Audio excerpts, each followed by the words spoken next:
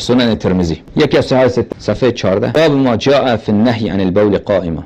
عن عمر گفت رآنی النبی صلی الله علیه و آله و سلم و انا ابول قائما. پیغمبر صلی الله علیه و آله و سلم مرا دید که من ایستاده بول میکنم. فقال یا عمر لا تبول قائما. به من گفت عمر ایستاده بول نکن.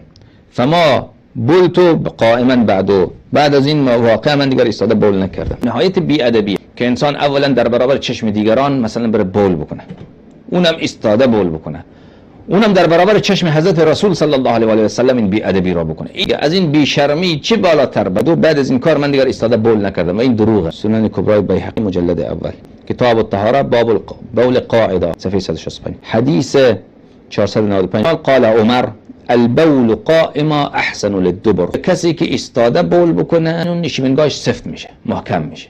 این چی مشکلی داشته اونجایی؟